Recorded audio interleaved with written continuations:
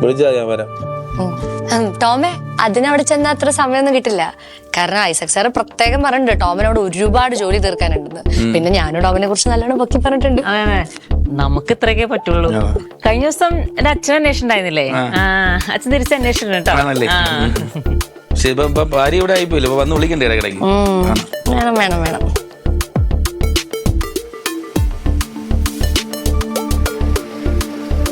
Boss പറഞ്ഞല്ലോ.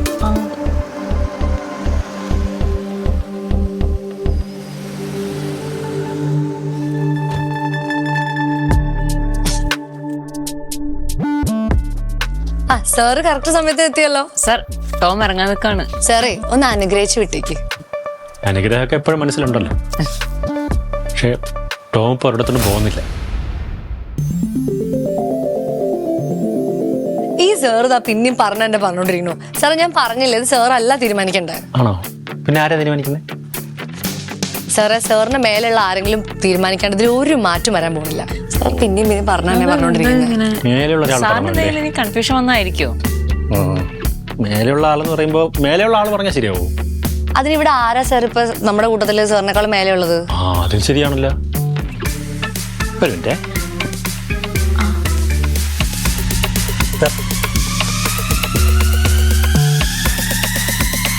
Sreeni sir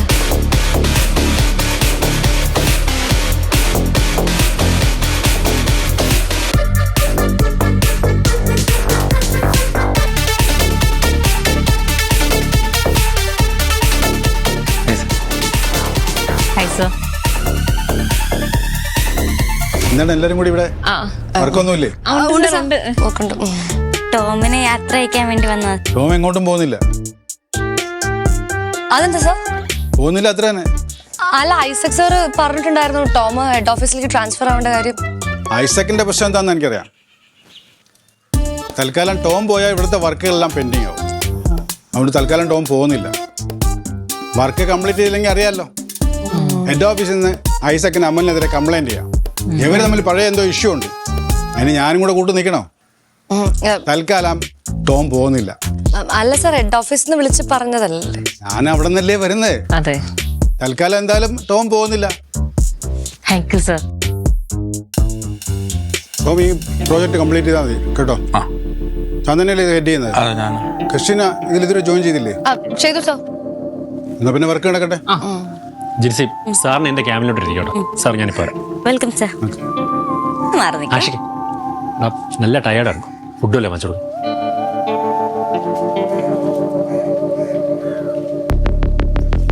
Christina, താനൊക്കെ വിചാരിക്കുന്നതിന്റെ അപ്പുറം ചെയ്യാൻ എനിക്ക് പറ്റും.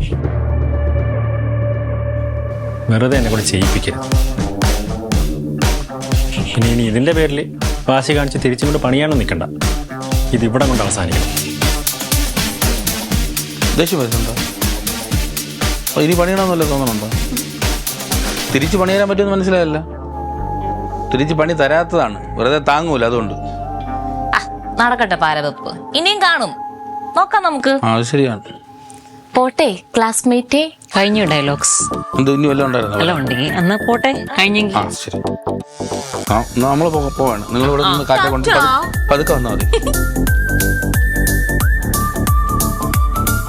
നൈസായിട്ട് ആളി അല്ലേ? പക്ഷെ ഞാൻ ഇതിലൊന്നും നിർത്തുമെന്ന് വിചാരിക്കണ്ട. അപ്പം ടു ബി കണ്ടിന്യൂഡ് എന്ന് എഴുതി കാണിച്ചാലോ?